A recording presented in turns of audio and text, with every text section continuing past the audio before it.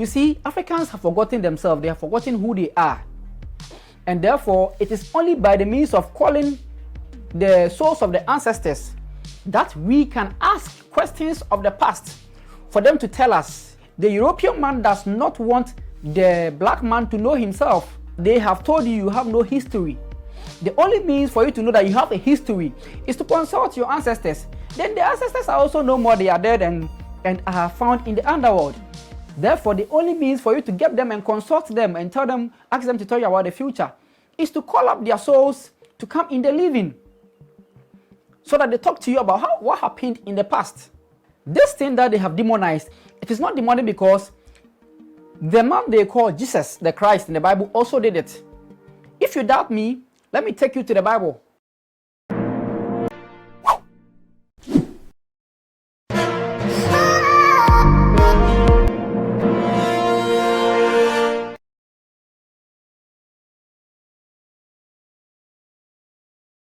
Hello everyone, you are welcome on the African Spiritual Connections TV.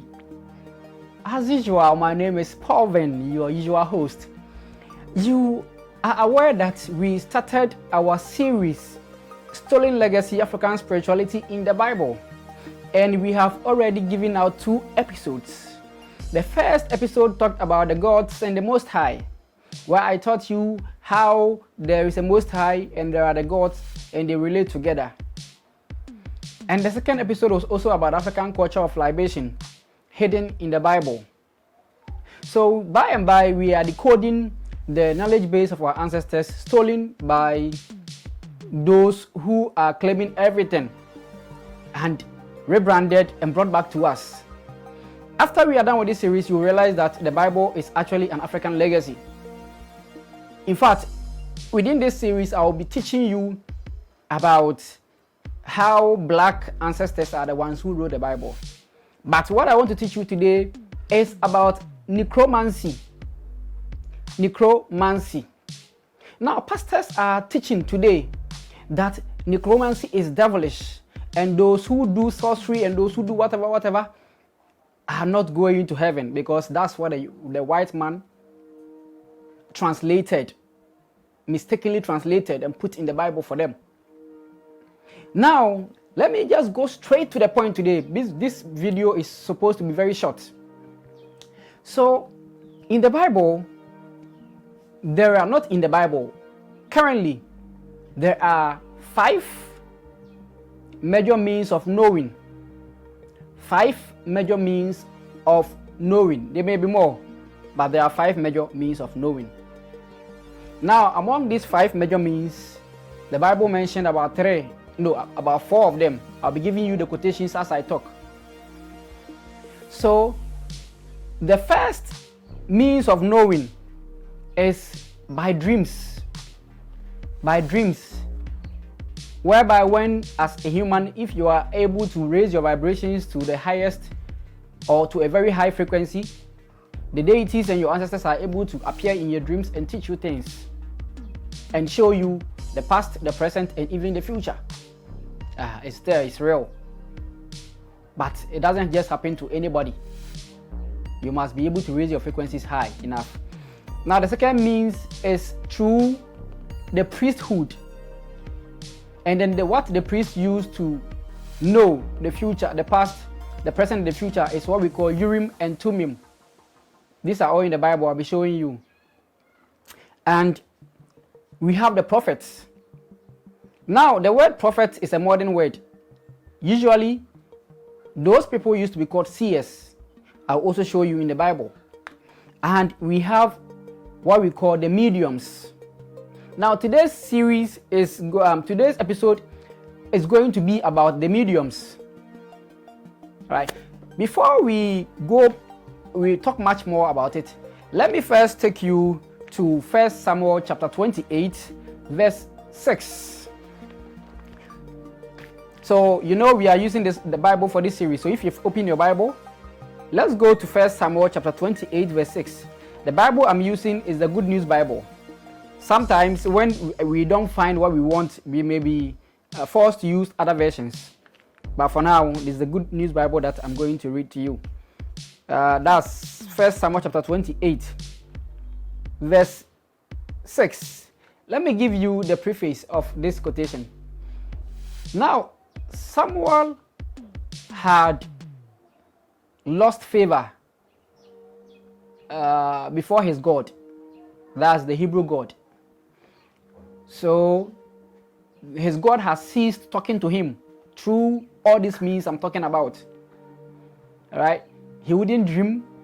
He wouldn't be spoken to by means of Urim. He wouldn't be spoken to by means of the prophets. So Samuel went to do what we call abisa from a medium. Now, this medium are things that really exist in Africa, and I'll speak to the facts in Ghana. We call these mediums are mostly women. We call them amegashi, or people will say amegashie, or some say amegashi. Yes. What they do is they're able to invoke deities, human souls, and spirits of the dead. Probe by asking questions and getting revelations. Yes. We have been doing it for people. It still exists in Ghana. And these things are also in the Bible. So 2 Samuel chapter 20, 1 Samuel chapter 28 verse 6. Let me start from verse 5. When Saul saw the Philistine army, he was terrified, and so he asked the Lord what to do. But the Lord did not answer him at all, either by dreams, or by the use of Urim and Thummim, or by prophets. Now let me pause the quotation here and explain prophets. I made mention that prophets used not to be called prophets. It's a modern word. We used to call them seers, people who have eyes to see. All right. Now we will find this out in 1 Samuel chapter 9. 1 Samuel chapter 9, verse 11, where Saul and his servants were going to search for their father's animal, I think a donkey. Yeah, and then the servant proposed that they should go and see a prophet. Let's see what the Bible talks about that. And I'll read from the middle somewhere. They asked, along their way, they met women. So they asked the woman some question. They asked the woman, is the seer in town? Is the seer in town? That they put into bracket here. At that time, a prophet was called a seer. And so whenever someone wanted to ask God a question, he would say, let's go to the seer. This is 1 Samuel chapter 9, verse 11. So let me go back to chapter 28, verse 6. And so he asked the Lord what to do, but the Lord did not answer him at all, either by dreams or by the use of Urim and Thummim, or by prophets. Then Saul ordered his officials, find me a woman who is a medium, and I will go and consult her. So his people replied, there is one in Endo. Thus they answered. Verse 8. So Saul disguised himself. He put on different clothes, and after dark he went with 2 of his men to see the woman. Consult the spirits for me, and tell me what is going to happen. He said to her, call up the spirits of the man I name. The woman answered, surely you know what King Saul has done, how he forced the fortune tellers and the mediums to leave Israel. Why then are you trying to trap me and get me killed? So the woman has mentioned the 5th major means of knowing, which is fortune telling. Those are the ones who are able to look into your palm and then they tell you about you. Now let me continue. Verse 10. Then Saul made a sacred vow. By the living Lord, I promise that you will not be punished for doing this. he told her. Whom shall I call up for you? The woman asked. Samuel, he answered. When the woman saw Samuel, she screamed and said to Saul, Why have you tricked me? You are King Saul. Don't be afraid. The king said to her, What do you see? I see a spirit coming up from the earth. She answered. What does it look like? He asked. It's an old man coming up. She answered. He is wearing a cloak. Then Saul knew that it was Samuel, and he bowed to the ground in respect. Samuel said to Saul, Why have you disturbed me? Why did you make me come back? Saul answered, I am in great trouble. The Philistines are at war with me, and God has abandoned me. He doesn't answer me anymore, either by prophets or by dreams. And so I have called you, for you to tell me what I must do. Samuel said, Why do you call me when the Lord has abandoned you and become your enemy? The Lord has done to you what he told you through me. He has taken the kingdom away from you and has given it to David instead. You disobeyed the Lord's command and did not completely destroy the Amalekites and all they had. That is why the Lord is doing this to you. He will hand you and Israel over to the Philistines. Tomorrow you and your sons will join me, and the Lord will also hand the army of Israel over to the Philistines. So Saul went to consult an Amegashi, a woman who is able to call up deities, spirits of the dead, or spirit of living being. We call them Amegashi. The white man will call them mediums. All right. Now, today Christians are preaching that when you do this, you won't go to heaven. Some even say that when you do this, the Most High will heap burdens of coal on your soul that will burn you in hell. Now, the trick of this is that, you see, Africans have forgotten themselves. They have forgotten who they are. And therefore, it is only by the means of calling the souls of the ancestors that we can ask questions of the past for them to tell us. You see, Samuel came and Samuel was able to reveal to Saul what was going to happen to Saul in the future. Before that, Samuel reminded Saul what happened in the past and told him the results of the past in current situation and of the future. In fact, he told Saul that Saul was going to join him at the place that we call Samando. Samando, that's the underworld. And if you go on to read the Bible, it happened exactly as Saul said.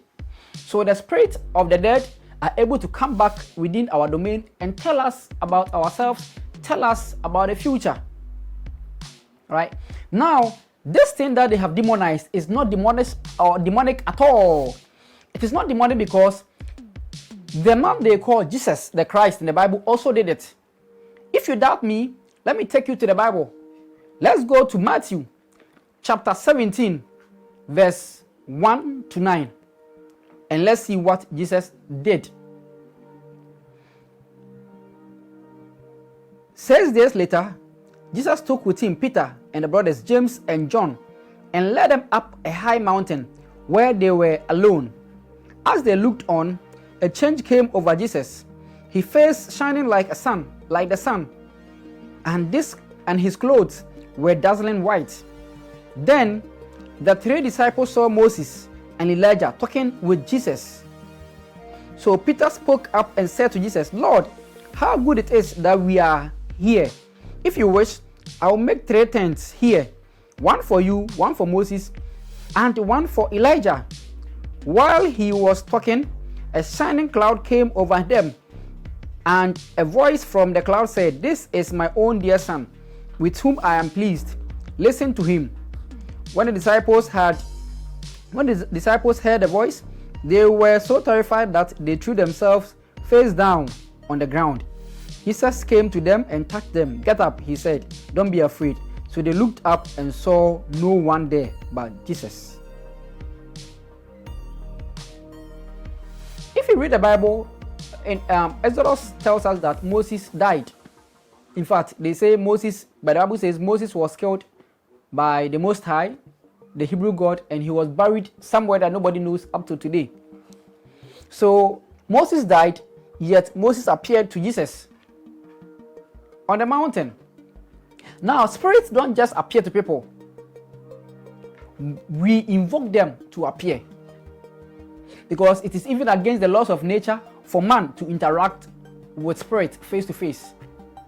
Therefore, you must have the knowledge of the amegashi, the knowledge of the medium, to be able to invoke spirit. So here we have Jesus invoking the spirit of Elijah and the spirit of Moses together and talking to them. If this is demonic, then Jesus used demonic powers. Yes, according to what Christians claim today. Because the European man does not want the black man to know himself. And the only means to know yourself today, because they have told you you have no history. The only means for you to know that you have a history is to consult your ancestors. Then the ancestors are also no more, they are dead and are found in the underworld. Therefore, the only means for you to get them and consult them and tell them, ask them to tell you about the future, is to call up their souls to come in the living, so that they talk to you about what happened in the past. As the Bible says in Deuteronomy chapter 32, verse 6, it says, talk to your parents, let them tell you about the past. Now, these parents who can tell us about the past are the ones who are dead. So how do you talk to them? You talk to them by invoking them. But when you invoke your ancestors, then you will get to know that you have a history. The white man or the European man doesn't want you to know your history. So he is telling you that don't go invoking your ancestors, because when you invoke your ancestors, you are going into hell, which is a blatant lie. So we are here to tell you that the art of necromancy, which is calling up living souls, spirits of the dead, and deities, is still in existence in Africa. And it's one of the major means to know yourself. Now, let me pause here and tell you that those of you who want to know yourselves, those of you who want to know about foods that you are not supposed to eat, about the spirits that are with you in this life, your guardian spirit that are with you in this life, and your element, whether you are an earth spirit, whether you are an air element, fire element, or water element.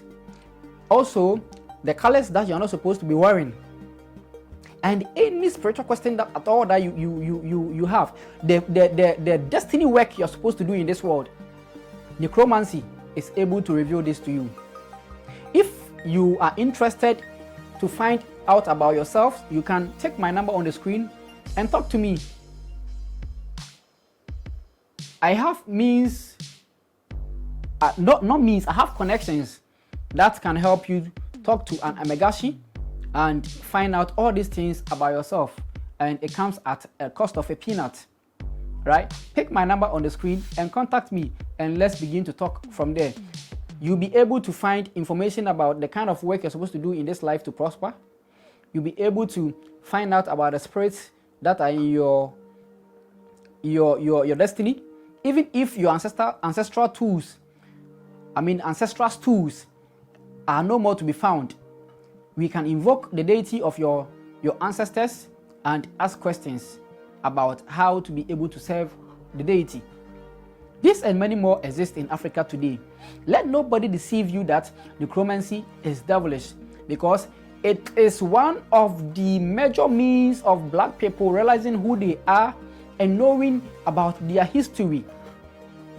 So, if you have means of consulting the dead, please go ahead and do it, and you will never regret it. I am PaulVin. I think this episode has served its purpose. I came to show you and talk to you about necromancy in the Bible. And I've showed you that Saul did it, and your mighty Jesus also did it. Therefore, if Jesus did it, then it cannot be devilish, because you claim Jesus to be the holiest of the holies. So if the holiest of the holies did it, then who are you to say it is devilish or demonic? Thank you for watching my videos, subscribing to my channel, liking my videos, calling up others to come and watch, and sharing it on social media. Don't ever stop doing that. It's a major means of promoting what we are doing in Africa by causing the numerous sleeping African souls to wake up. Thank you so much as always. Bye-bye.